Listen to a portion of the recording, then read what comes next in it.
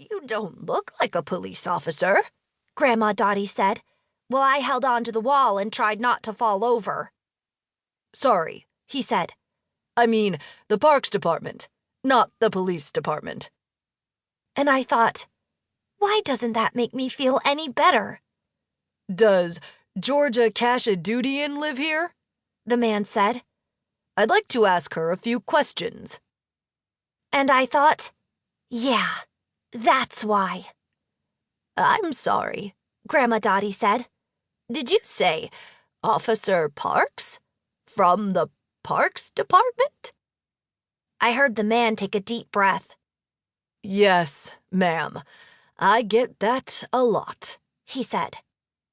Meanwhile, I was wondering how fast I could tie my sheets together and climb out the window.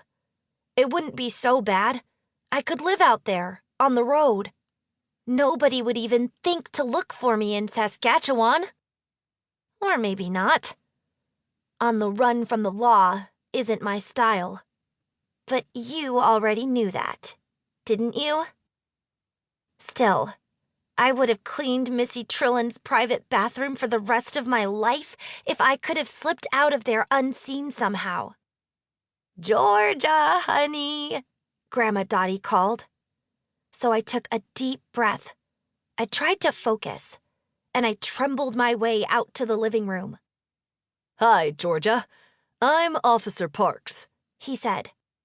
He's from the Parks Department, Grandma Dottie said, and I saw her trying not to laugh. I wasn't even close to laughing. It's hard to giggle when you're trying not to panic pee in your pants. Hi, I said. Is this about the bubbles? That's right, he said. Do you know anything about it? Well, we were making a video, and it just started bubbling, I said. That much we know, he said. But it seems like quite a coincidence, just as you were performing in the park. So true, Grandma Dottie said. It looked wonderful, don't you think? In case you couldn't tell, my grandma marches to the beat of her own private drummer. In a good way.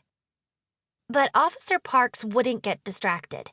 He was staring at me, as if he could pull the truth out of my brain just by using his eyes. I sure wished I knew what he was thinking. I was surprised when it happened, I said, which was the truth. But I'm not sure he believed me. All of a sudden, he looked about 30% meaner. So, you don't know who put the soap in the fountain? He asked.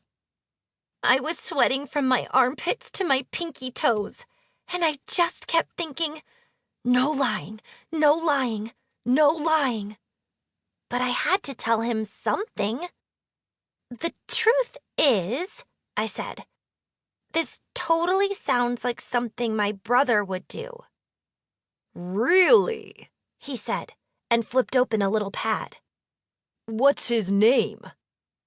Rafe Khatchadorian, I said, and even gave the right spelling. But the thing is, Rafe couldn't have done it. He was right there in front of us the whole time. Officer Parks flipped his pad closed and looked annoyed. Excuse me, young lady, but did you see who did this or not? He asked. No, sir, I said. I didn't. I really didn't. I never saw anyone put any soap in any fountain. Which was also the truth. Officer Parks gave me one more long look that felt like it took about an hour to end. Finally, he pulled out a business card and handed it to Grandma Dottie. If any of you can think of anything else, let me know, he said.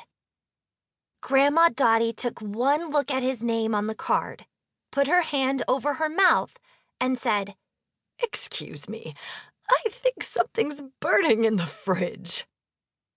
Then she left the room. A second later, I heard the refrigerator open and the slightly muffled sound of giggling.